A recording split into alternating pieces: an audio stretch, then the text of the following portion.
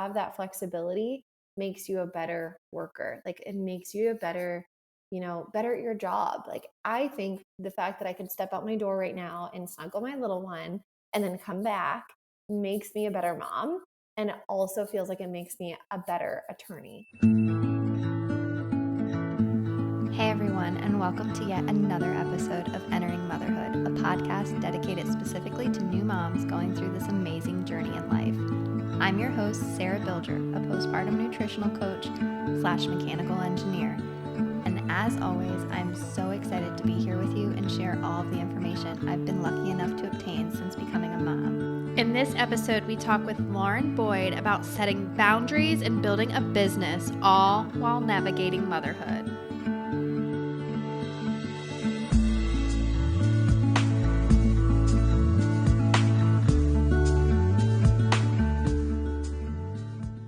Hey, mamas! So I just want to start off this episode and talk to you a little bit more about Lauren and why this episode is just so amazing.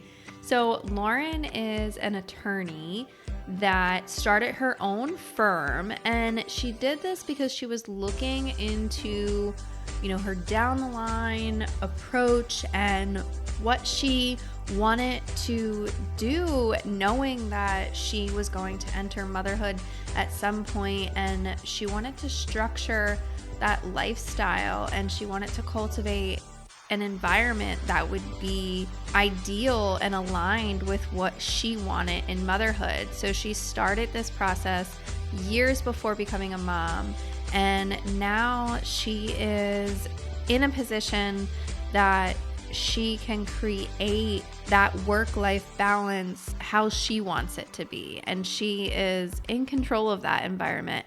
And she also is giving that opportunity to other moms who are searching for something like that. So this episode is just real and raw, and we dive into what that process looked like for her and just what life in general is like with a little baby and having that business and structuring it all and building it all for herself and her family. So listen into this full episode and connect with Lauren if you want to know more and really just get advice and tips and be able to see that something like this is possible for you too, if that's something that you're looking into. So pop in those headphones, turn up the volume, and let's get this episode started.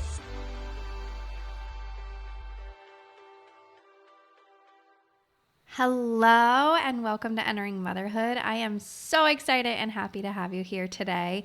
So why don't you go ahead and introduce yourself for our listeners? Well, I am so happy to be here. I feel like as a mom myself, this is such a needed podcast, such a needed conversation. I am a new mom, first time mom. I feel like when we're out and about, people are like, "Oh, is this your first?" I'm like, what are we giving off here that tells people this is our first? But we have a little girl named Sutton. She's 6 months old. And I feel like we are just, kind of enjoying all the firsts right now. We're definitely in that season. And it's really been interesting to see how that translates with being a business owner. I have a small business law firm. We focus on helping entrepreneurs find confidence in their legal foundation. I launched the firm over 4 years ago, and we have served just incredible companies, all over the country. We focus on a lot of Arizona specific law with Arizona businesses. And then we do a lot of trademarking in this space across the country. And it's been so much fun. I have an incredible team that has grown with me, that's helped us grow our specialties, better serve our clients. And it's just been an incredible journey. And, to be honest, one that I have been kind of slowly been planning out since I left corporate law. I pictured the ability to have this flexibility when I left corporate law and started my own firm. I knew that, when my husband and I had kids, I wanted my day-to-day life to look a little different. So I started investing in that vision, years ago. And now we're here, and, I can have a 20-hour week and not work Fridays and, kind of set my own hours. And And that was kind of the vision. And that's kind of the vision that I set for, some members on our team as well. It's just been incredible. Yeah, that just sounds absolutely amazing. And, something that I think a lot of people, when they enter motherhood, try to create or get out of their career because they want to be able to do all of those things and stay there with their children and also still continue to work. So what was that like, and how did you know that was something that you wanted to create before you even became a mother? And what was that process really looking like at that time? Yeah, it's one of those things that when I started laying this foundation, my husband and I weren't married. We were dating. We weren't living together. And we were at dinner one day. And I remember thinking in my corporate law job, I was like, I didn't see me there with a family. Like I couldn't picture it. And I knew that my family was entrepreneurs. My husband's family are entrepreneurial, as well. I just couldn't picture that dynamic, like being in corporate law. I was in-house counsel at a Fortune 100 company. And I was talking to him at one dinner one night and I said, I think I want to start my own law firm. If it doesn't work out, I know I could go in-house someplace else and, kind of change the experience a little bit. But I really want to try this out. Do you want to move in and help me pay the mortgage? Because I owned my cute like 1950s home and I wanted, that stability of, being able to take the jump, a little bit of the safety net. And so he moved in and I started the firm 4 years ago. And it wasn't until we found out we were pregnant that I took the leap to hire my first employee, because I'd always had contractors and outsourced different elements. But when we were pregnant, I was like, okay, this is the time. Like now I need to be able to focus on training somebody so that, I can step away a little bit and our clients can still be served. So I literally started, the interview process when I was, newly pregnant. One of my employees, actually, I didn't was not my first hire. She was very pregnant as well, and she was due about this time last year. And she said, I just, because I was hiring for a part-time position for a lawyer and 20 hours a week, no work on Fridays. And she was like, this position doesn't exist. Like, I want it. This is exactly what I dreamed of. Like, this is a job I want, but I'm really pregnant. And I was like, okay, like, I was like, to be honest, I need someone to start soon because I'm pregnant and I need to focus on getting someone trained and getting somebody in. But how about this? Why don't you have your son email me, reach back out. We'll keep the conversation going. I know I'm going to hire somebody else. I just don't know when. So once you have him, just reach out to me. 2 weeks after she had her son, she emailed me and said, I still want the job. I would like to start in August. And I was like, wow, she's like very passionate about this. I need to figure out a way to hire her. So now she is an associate at our firm because I wanted someone with a passion for this job. And it's so fun because we're in relatively the same stage of life. She's a little bit further along. She has 2 kids, she's more experienced. Emmett's now turning 1. And it's just been incredible to kind of see my vision for the firm and the time freedom that I wanted for myself translate into something that I could create for our team and kind of mix up the industry. I mean, it's just not common in law to not just be, an omnipresence of work. And that's just not what I wanted for myself. And, as a byproduct, that's what I've created for my team. And I couldn't be more obsessed with the ability to kind of create that. Yeah, I mean, that sounds absolutely amazing. So, looking back now, do you have any lessons learned, or what would you say was the best part of starting this experience? So a friend of mine said, you're only going to regret not doing it sooner. And to be really honest, like that is still what I come back to. I think the timing was right. I was really nervous. I was only a couple years into my legal career. I'm still one of the only, gosh, I still think the only person, I know one person that tried it out and has since, gone back to kind of a more corporate structure. One person from my graduating, I'm the only person from my graduating class that has their own firm. And it's just been a slow and steady progress. So I didn't start off this way. I didn't start off with these hard boundaries. Actually, each time I put in a new boundary, it was a really hard decision because you weigh that against, what are people going to think? What are clients going to think? How is that going to affect my relationship? So I've always, put my relationship with my clients and serving them first and looked to find a way that I could balance that with having boundaries. And I think a lot of it is feeling into the right type of client. So for me, it wasn't necessarily like, oh, this is what I picture. So here it is. I knew that I didn't want clients that, wanted to email me on Sunday. That was something I knew from the beginning.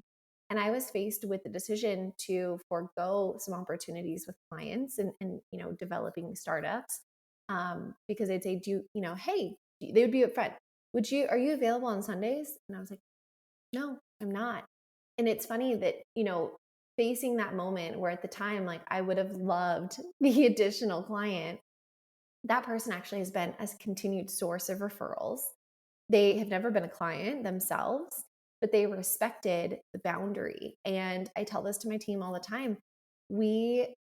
Sometimes clients aren't the right fit. I'll be really honest. We're a very referral based firm. So I think that, that gets us closer to our ideal client because the type of people that are referring respect our boundaries. Oftentimes they actually say, I love that you have a no texting rule. How do I do that? Can you help me put that into my contract? So it's sometimes been a permission for our clients by having these boundaries to, put our own in place. But at each transition, when I went from, emailing to schedule appointments to having an online, calendar system and sticking to it, I was like, what are people going to think? Oh my gosh, I'm not like available all the time. I'm not flexible. Are they not going to like that? I mean, I haven't had a problem with it since I did it, 3 years ago. And again, I kind of regret not doing it sooner. So at each of these junctures where I've said, the back and forth doesn't make sense. And I think Calendly says that we can spend up to 4 hours each week scheduling appointments because you go back and forth, right? How does Wednesday at 2 work for you? Oh, nope, can't do Wednesday at 2. How about Thursday at 9 o'clock? No, I can't do that. How about the following Monday? I can do between 12 and 2. Oh yeah, I can do 1 o'clock. Okay, great. Let me send you a calendar invite. I mean, that's exhausting.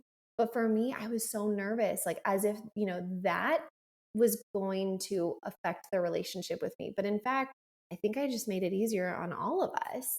And so I've just continued to find things, that are making my life easier, that balance and to still serve our clients. So for example, we don't work on Fridays. I don't even remember what led to that, like clear, not open Fridays, but it's been probably a year and a half at least, maybe 2 years that we've been doing that. And I had an employee that once she was in and she was working the 4 days a week, she was like, I don't want to work Mondays.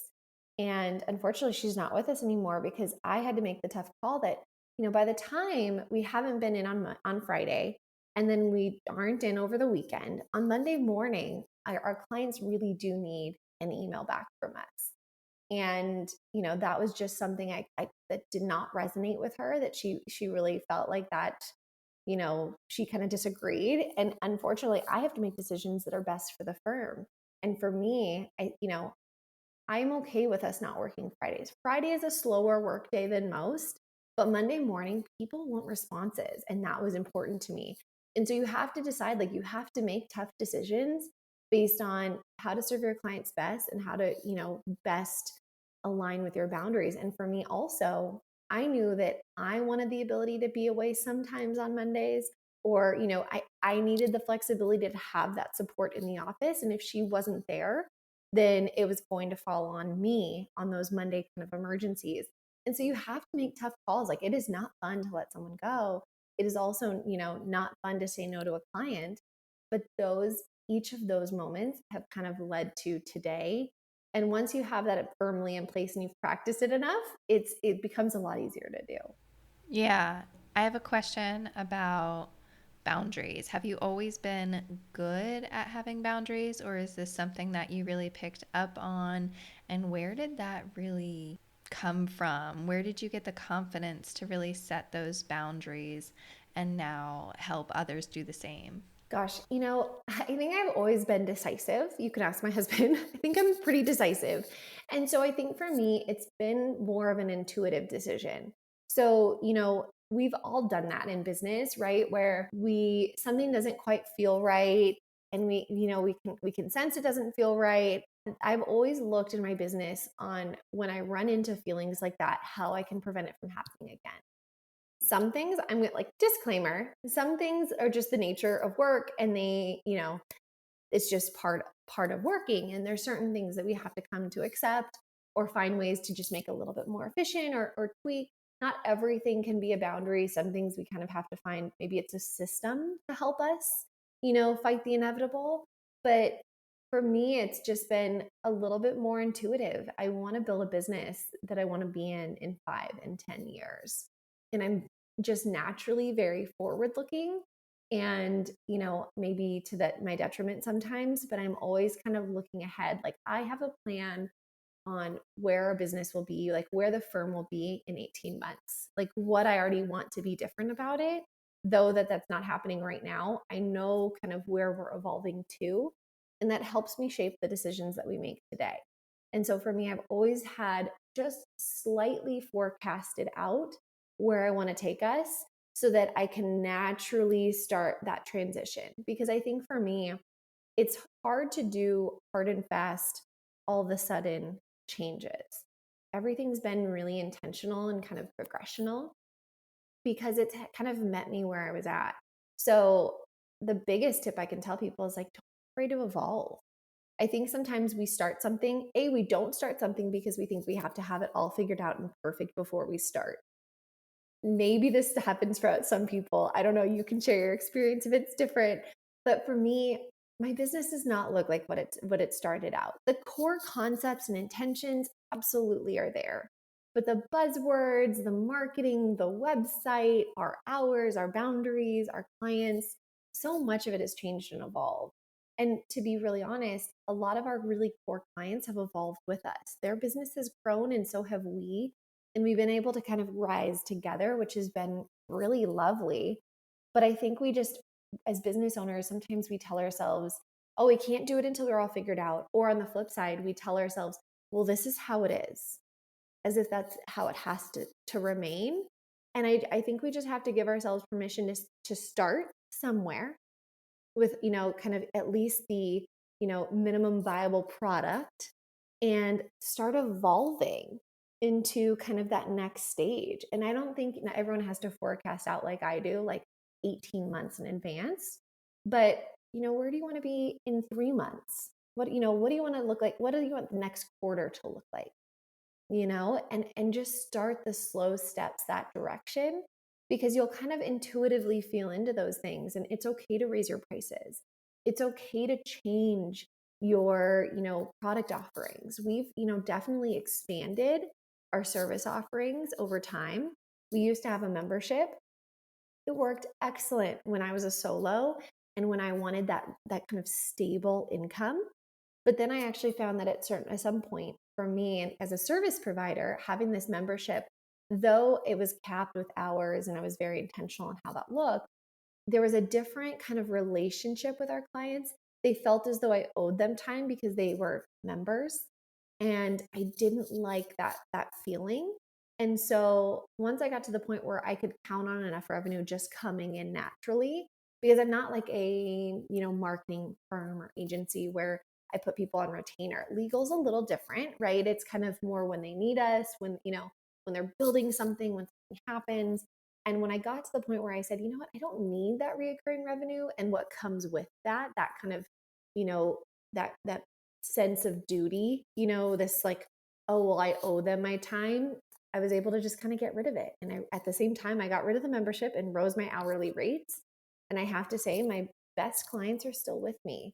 And so I think we have to give ourselves permission to just feel them out, because sometimes like they don't align with your perfectly visioned 18 months out, right? Maybe it happens sooner or slower, but it's nice to just have a kind of a path on where you want to go and be willing to let it evolve and change. Yeah, and I'm hearing you talk about business, but it's crazy how much I hear the relationship between motherhood and business, and how much exactly, like you're saying, all these lessons and everything that's going on go into how we parent and how we imagine things to look, and how you were talking about that 18 months down the line. And when they're so little, you're thinking only in the capacity of 1 month, 3 months. I liked how you were saying you're enjoying how all of these firsts are happening, and you're always going to be changing and evolving in motherhood. And it's just so crazy, to think that I know that you're talking about business, but I hear so much relating to motherhood. So, how much of your business have you really been able to see that convert into motherhood? Yeah. I mean, there are so many parallels between being a business owner and being a mother. And, for me, I just think it's, like we gotta give ourselves some grace. Like I am naturally, and probably this is coming through to people, I'm like naturally like I love like a good routine. I like to know what's going to be happening. And I feel like being a mother has made me a better business owner and vice versa because it's taught me that it's okay to have the flexibility. Like this morning, I would have loved if she had woken up a little later so mama could have gotten in her workout, but that didn't happen. That's not the stage we've been in for the last week or two. But she did, like take a nap on me and it was so cute. And like, I just want to soak those moments in. And so I think sometimes we're given these, opportunities to pause and reminders to just kind of be present. And that's something that I've been enjoying. And I think that that's something that, we have to remind ourselves that it's like you said, it's not 18 months. Like I'm not forecasting for her 18 months out. I'm forecasting how can we tweak her nap time, you know, 15 minutes today, right? I mean, there's smaller increments, smaller transitions, but for me, it's, I don't know, all of it boils down to wanting to be present. And, that's impacting how I want to be a business owner too. Because if, I'm now understanding, the flexibility that she needs and what schedule she's on, and knowing that that's going to look different and the demands are going to be different now versus next year. I've wanted my business to be as flexible as I need to be as a mother. And, we do have stable childcare now because I realized I was telling you, my kid does not nap. She is not a napper, great sleeper at night, but that's her. And I've done all the things and, I've done offered the naps and, but there's certain things that are just different for each kid, just like anything else. And for me, it's just been okay, letting it be okay to kind of throw the schedule out the window and just pause. Like this morning, she seemed like she absolutely wanted a nap. And I went in there and I laid her down and she was fine. And I left the room. And 5 minutes later, she's like, no, I'm good. I don't need a nap. Yeah. So we went on a walk right before I recorded this podcast because you know what? I wanted to get outside. It's still nice out. She obviously wasn't ready for a nap. So, like, you know what? We changed our routine a little bit. And I feel like that's just like such a lesson. I think we're so hard on ourselves. I know some of my friends who are, kind of they've kind of hung up their careers for a time being to really be present. And they've said maybe I'll go back, maybe I won't. I'm not sure. And I think sometimes as moms, especially when we're kind of the default parent, I'm the default parent. I think it's really easy for us to be super hard on ourselves and like we take our motherhood like a job, and we feel like if they don't nap right when they're supposed to nap, then we it's going to be this terrible domino effect, and we put all this stress on ourselves over like the 15 minutes that they did or didn't get to bed. And I've kind of adopted the like each hour, each day is unique, and that's okay. We have a resemblance of a routine, but it varies every day. And I've just given my permission to like not feel bad about it. Not to feel bad if something is going to be during her nap, and seeing like how that works out. And we've learned some lessons, on when that does work and when it doesn't work, and just kind of feel it out. We're new, she's new, every week is different. And I think that's where we struggle as moms. I think really we're so hard on ourselves. And I've just tried to allow myself to be a little bit more in the moment and not feel so bad that I'm not doing it textbook. Yeah, and I think that is something that so many moms do have a problem with. And like you said before, that perfectionism and having to, with everything going on and all the news around us and all the books that we read, and you hear, oh, if you have this specific problem, you need to do this, this, and this. And we can try those things and we can see if it helps. But if it doesn't, you have that permission to skip a nap or put them to bed a little bit later. And I think it's a matter of finding what works for you and your family and taking the advice or the wisdom from other moms or other birth workers, experts, things like that. But to be able to utilize everything together to formulate a plan that works best for you, and finding people that understand that and are able to help you in that is so important. Yeah, I couldn't agree more. But I loved when we first started recording. You were like, "So my 4 month old is like over here on the ground. He's supposed to be napping, but he's not. So we're just gonna like roll with it."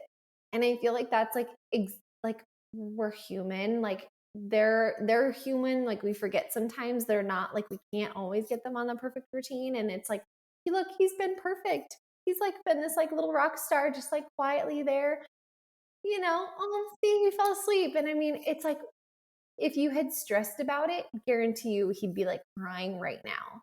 But you were like, nah, he'll be fine. Yeah, exactly.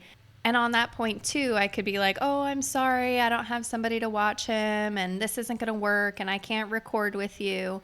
And I think that's another point, to going back to saying we can do it messy, and it might not look exactly like we envisioned, but you can still try it and push yourself. And maybe you want to be able to walk an hour a day or something. And that's what I need to do in order to feel better. And you get outside and, you were only outside for 5 minutes and something happened and you need to go back in. And so you didn't hit that hour, but you still started. You still did it. You need to focus on the process of starting that and highlighting those moments and honoring yourself for just starting things and saying, I did Yeah. it. I think any progress towards any of our goals is great, right? Like if we get them to fall asleep 15, if we get them to nap 15 minutes longer, if we get them to fall asleep 15 minutes sooner towards a schedule that works better for us, then that's okay. And I think, it sounds bad, but like I think there's a part of me that, you know, it's really natural for us to like want to do what's best for them, but sometimes what's best for them is actually what's best for us, that makes us happier, that makes us more calm, that makes us feel, a little more human. And I think it all, like all of that together is like really what's best for our family, and it's unique for everybody. And, I love the idea that, we can still that, I don't want to be like what I was like before a kid. I really don't. Like we have so much enjoyment like watching her, like just like the silly things, like that's so much more fun for us than like some of the things of our prior life. But like it has to be a balance. Like I want time with my husband. How do we build that in? I want time for my business. Like I really like having some like adult time, like, just, but I want to do it with people that also give me the grace. Like I've been on a call with a client pumping. They're like, what's that noise? I'm like, oh, I'm pumping. And I have a lot of female clients. So they're like, oh, I remember those days. Or, oh yeah, maybe they don't have kids yet. They're like, they love that they're going to be able to do that too. And we've created this space where we can give ourselves grace. Like I think if we'd started recording and all of a sudden your son started crying and you were like, you know what, can we push this to next week? I'd be like, sure, like that's great. Because that's the community and the people you want to call in. It's not the people that would be like, oh my God, I can't believe her son would have the nerve to cry during our scheduled call. I mean, come on. I think if anything that came out of COVID was that I think we all realized each other were a little bit more human. And I just want to lean into that. Like that's that's what I want to participate in. If I were to lose a client because I had to pump during a call, I mean, there's calls that I understand like it would not be appropriate. I've had a few, the nature of my work, there's certain things, but like I that's not the type of environment I want to put myself in. And I think we have to give ourselves permission to kind of go where what feels good in all things and be a little more unapologetic. Like you didn't hop on this call and go, "Oh my God, I'm so sorry. My son's right here."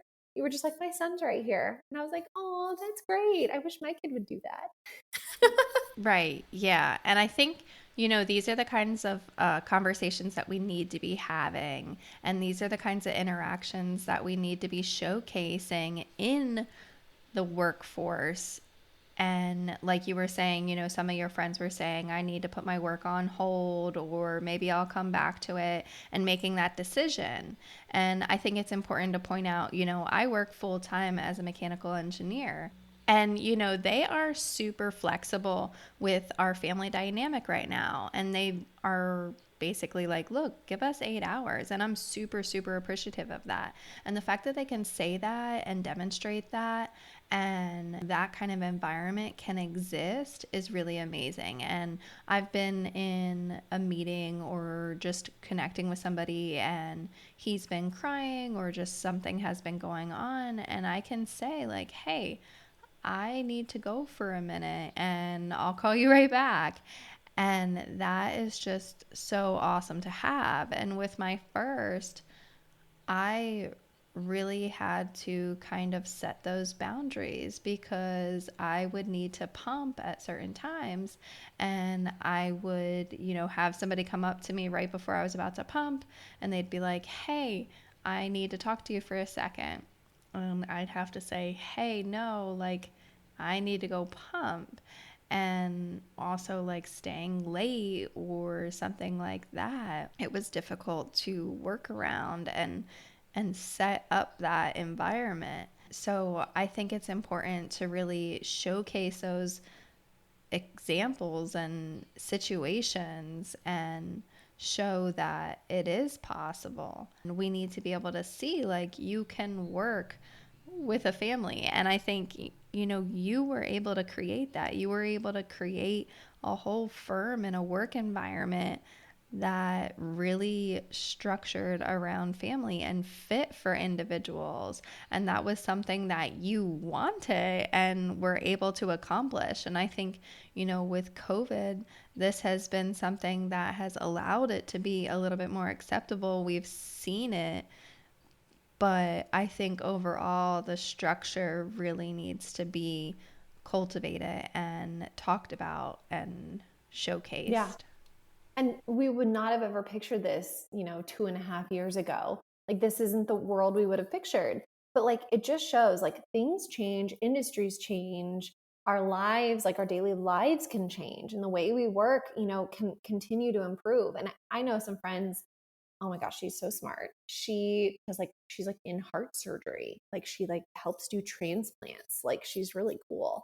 And her like gosh, what do they call it? Like department, like has really never, had moms. Like they've never before her and one other coworker, they never really like knew how to like accommodate this. Like they were never faced with it. And so like together, they said like this is what we need. Like it's not sustainable for us to do XYZ, but here's what we can do. And they were able to kind of change the way the schedule worked in order to better accommodate what they were going to have to deal with pumping, and how it was going to how to make it work for them so that they could have these careers that they loved and are so good at, but also be home for bedtime sometimes. And when they weren't, what was the trade-off of when they were on call and they missed bedtime? What is it going to look like? Do they have the day off after call? How did that work? Because they wanted to be with their kids. And I think we're just so tough on ourselves. Like, it has to look different. You have to work the way everybody else works. But I also think arguably, like what you were saying is, sometimes you have to pull away from work and you need some flexibility and you may unplug for a few minutes. But I guarantee you the fact that you have that flexibility makes you a better worker. Like, it makes you a better better at your job. Like, I think the fact that I could step out my door right now and snuggle my little one and then come back makes me a better mom. And it also feels like it makes me a better attorney. And I think that that's okay. Like, it's nice for us to say that. Like, I don't know. I think we need to define our own version of success, and for everybody it's different. And I think feeling into that and letting it evolve, like, gosh, I'm so silly. Like, when I had a newborn, I was like, okay, this is the schedule that I want. And I was like, oh, yeah, that's not how it's going to work. And I was never hard on myself. I've always been pretty like forgiving, but I would like set out like, okay, this week, this is what we're going to do. And that would be the week that her, like, she'd been consistent for a little bit. And like, that would be the week it would change. And, okay, never mind. Let's, go back to the drawing board. What do I need from my husband? How are we going to do this to make it work? And it's just, I don't know, just a constant process of evolution. But I also think if we set some general boundaries and kind of picture what we would like it to maybe not look like, but feel like, I think we can find like a happy medium.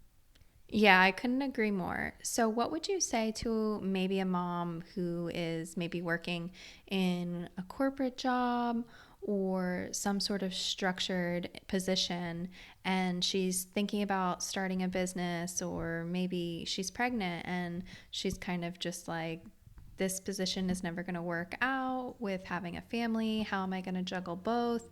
And really, just all those overwhelming feelings of having to balance work and family. What are a couple things that you have learned to be able to help balance both of those? I think it's being, first off, really honest with yourself.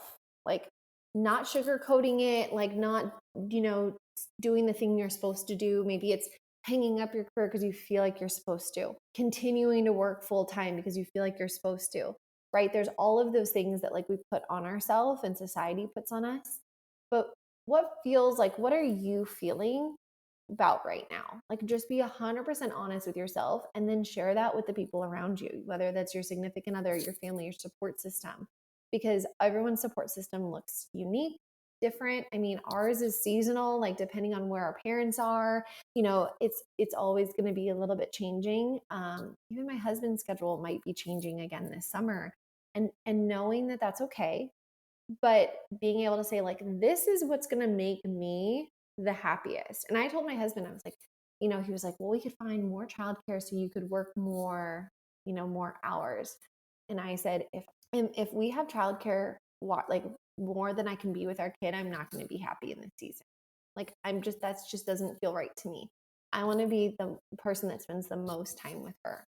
And he was like, okay, I understand. Because like, and would the better answer have probably been like, I could work a few more hours and we could find some support? Sure. Like, absolutely. But I said, that's not what feels right to me in this moment. And maybe that'll change over time, but right now I was like, that's what I want. And we looked at childcare, daycare versus a nanny. And we luckily didn't have to we didn't really pull a trigger to decide anything until she was 6 months. But I was like, for me, the reason I work from home is so that I can be home with her.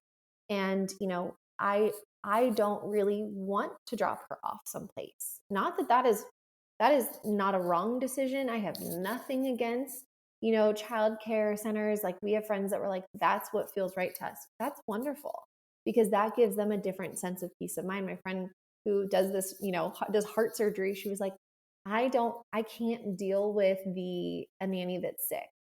I can't, like, life that comes up, them taking vacation. Like, that's not something that we personally can deal with. Like, the worry that could happen is a big stressor for me. I need the reliance and the stability of childcare. That gives her peace of mind and makes her feel good. What gives us peace of mind and feels good is different, and that's okay. But what the nice thing is that we both have peace of mind, and we've allowed the result of it to look different. And so I think you just have to say, like, be unapologetic about what feels good to you, and then enroll the right support system. For some people, it's family. For me, we did have my mom watched her once a week, and it was wonderful.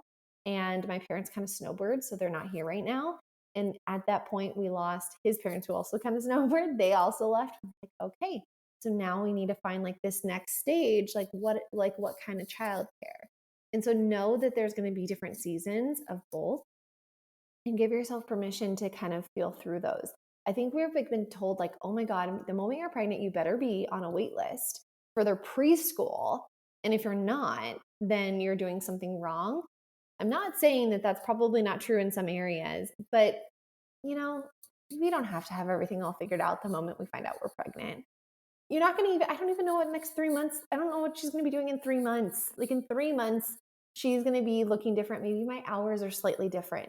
And, that's okay. And I just think we have to go with what in general feels good and have support, whatever that support looks like, whether it's it's a, childcare facility, it's family, it's a mix of family and friends, it's your spouse. I mean, there's so many different versions of it. My husband may not work on Mondays coming up again. And at the beginning, he didn't either. And we have friends that they still had childcare when their husbands didn't work because they wanted something just stable all 5 days of the week or 4 days of the week. But for me, I was like, no, if he's home, like he should be with her.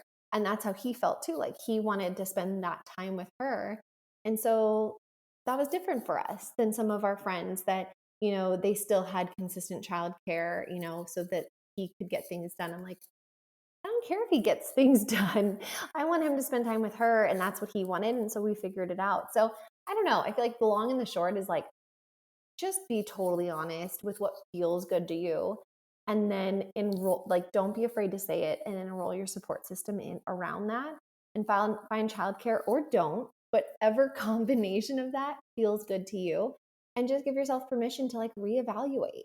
Like, I don't know, quarters work well for me. It gives you good 4 times to evolve. Like, what feels good for this quarter, and give yourself permission to say it might look different next quarter. And that's okay. Yeah, I think that's such useful and practical advice. And I think it's something that a lot of people can relate to and really start putting into practice. Like they can actually be like, okay, I can actually do this. And I think really just asking ourselves that question of how do I want to feel? And I think people that aren't used to being able to do this or don't have that practice of doing it, once you start to get into that rhythm and once you start to get asking yourself those questions, then it really starts to be something that you can say, hey, let's adjust this and make it be more aligned to something that I want. And, like we were saying, taking that time to really being able to restructure what you need to do in order to create that and have that. I think that's something that a lot of people can implement and start to do. Yeah, it's just like what I was saying about our businesses. It's like we're not going to have it all figured out day one. It's just never going to happen. And giving ourselves the permission to let it evolve, and giving ourselves the grace to say what worked and what didn't, and not beat ourselves up over, gosh, I feel like Will and I've done the like, oh yeah, we'll make it easy. We'll go to his parents' house for dinner when they were here. And like it was like right during bedtime, but we were trying to be like the flexible parents, that like didn't say, oh, sorry, her bedtime's at, 7:30 right now. And we just, we don't think it's a good idea. So we went. It was a terrible idea. It didn't work. She was like crying the whole time. It was not fun for anybody. And we were like, why didn't we just ask them to like bring dinner over here? And like we could have put her down. And then I could have still enjoyed the meal, and it wouldn't have been us passing her off and her upset. And like, why, like in that stage, why didn't we do that? Because we knew that that's really what we needed, was the ability to just put her down. Now I feel like there's some times where we know we can push it. We know her better.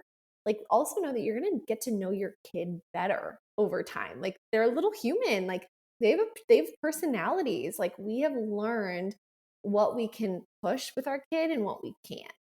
And you'll start to know that over time. It'll change a little bit over time too. But now I could feel comfortable saying, if we wanted to go to dinner and we were out until 8:30 or 9 o'clock at night with her, she'd be fine. She evolved, and we've also evolved to like understand her better. And I think that that's okay, is like realize like we love like a good, like what worked and what didn't work. I promise I'm gonna find a better word for this. This is how it was explained to me. It's a post-mortem. So basically it's like, what went well, what didn't go well, what could we improve for next time?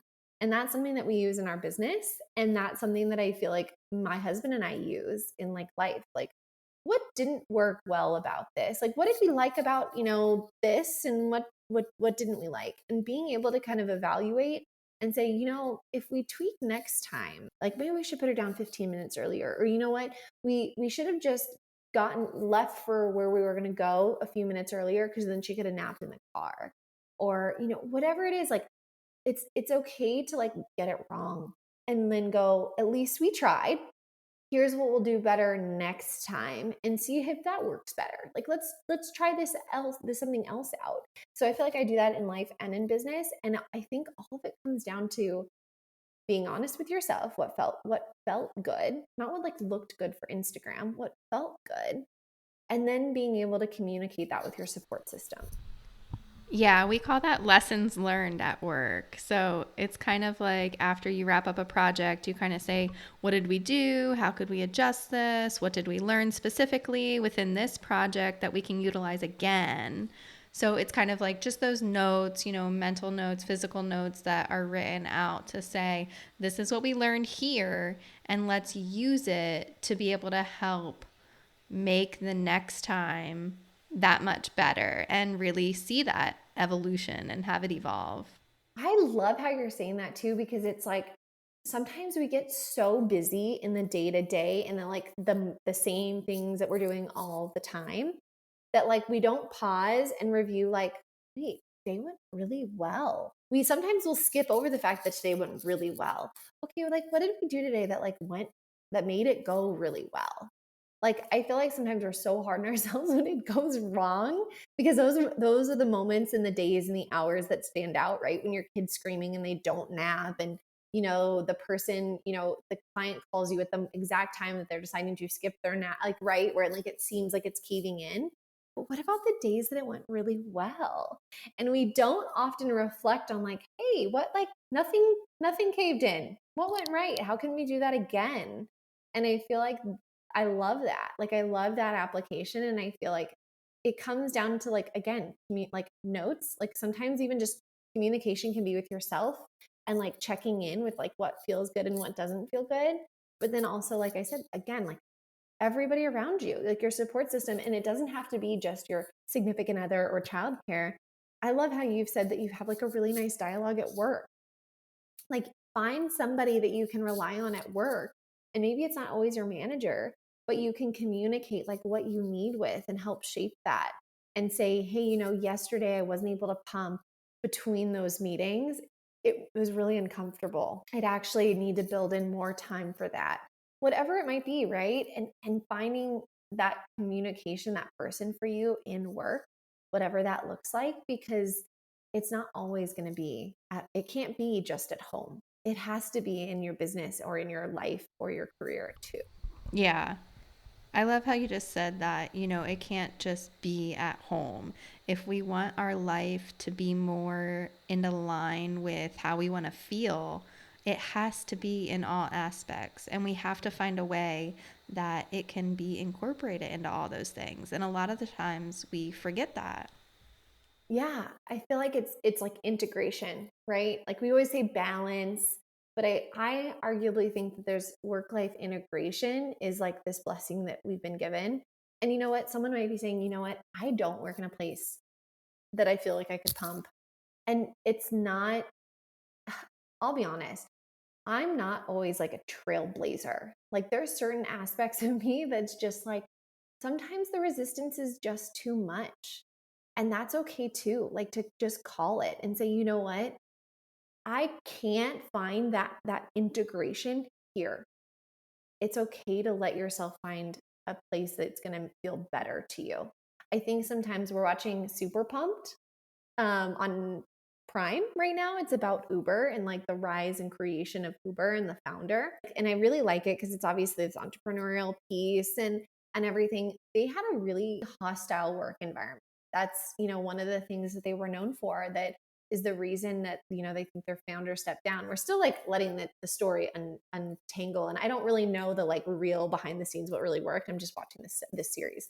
But there was kind of a scene in the episode we watched last night that she was like, we got to fight it out, and we got to do the good fight, and we've got to like, we need to prove ourselves more. And I'm not someone that wants that much resistance. Like, I don't feel like I don't think it's bad to not have something to prove all the time. I don't think it's honorable to struggle. I think as women, we already deal with enough struggle and enough hardship. And sometimes it's okay to say, this is not where I need to like plant my flag. Like, this is not where, the hill I have to die on. You don't have to change your industry. You don't have to change the way that, the company you work at, handles pumping. I mean, sometimes it's okay just to say, you know what, this is actually not where I'm meant to be. I think I need to find a place that has these things on my checklist that's going to feel better for me. Like, I don't want, as women, like, we always feel like we have something to prove. I don't think we always have to have so much resistance in our life. Yeah, I think that's great. And I think obviously we can talk about this all day and really just go into so many different things. And this has been such an awesome conversation, and learning how you have shaped your business and where you have come with that, and how you have been able to set those boundaries and build your family into all of that. And so much of what you're doing with your employees and seeing them where they're at, and really letting that just evolve to be what it is. Where can we find you? How can we get in contact with you if we want to hear more about what you're doing? How about you give us all of that information? Yeah, absolutely. I think the best place is on Instagram at the Lauren Boyd. You can go check it out. There's really cute baby pictures. That's probably the best highlight. I used to feel like it had to be this like business profile, and more now it's like all things, because it's really more of a personal page, and it's really like it's work and life and my kid and all of it. And that's a really good place. We're going to be we're kind of doing a rebrand, kind of a new evolution of our podcast. You and I talked about that. Like, for me, we have over 100 episodes, so many legal topics on there. So if you ever have any questions, browse our library. We have so many great topics and lessons. And a lot of those are on our blogs on our website, which you can also find through my Instagram handle. But, I gave myself, the right to evolve the podcast, because right now I don't have the ability to record enough podcasts, drop twice a week like I used to. And I want it to look different. It didn't feel good anymore. So I changed it. And, so you can check out the podcast. We'll be doing a rebrand. It's like in the works right now, which is super fun. So stay tuned for that. But yeah, I mean, honestly, Instagram, we have a business Instagram that you can find also through my personal one that drips out legal content for small business owners twice a week. That's at Guide My Business. And so, we're just, kind of doing the thing over here, taking it day by day. And, we have some really fun things in the pipeline, and just more resources for entrepreneurs that kind of share this journey. Maybe someone who's like, you know what, I think I am ready to leave corporate. Maybe the I'm only going to regret not doing it sooner thing applies to something that a listener is feeling in their life. Yeah, I mean, just thank you again so much for coming and speaking with us and talking about your business and motherhood. Well, this wraps up another episode of the Entering Motherhood podcast. If you enjoyed today's episode, please rate and review us wherever you are listening, because that helps the show grow and expand so that other mamas can learn information on how to heal and navigate in motherhood. Thank you so much for listening. It means so much to me. And be sure to subscribe so that you can listen to the latest episodes of the Entering Motherhood podcast. See you later, mamas.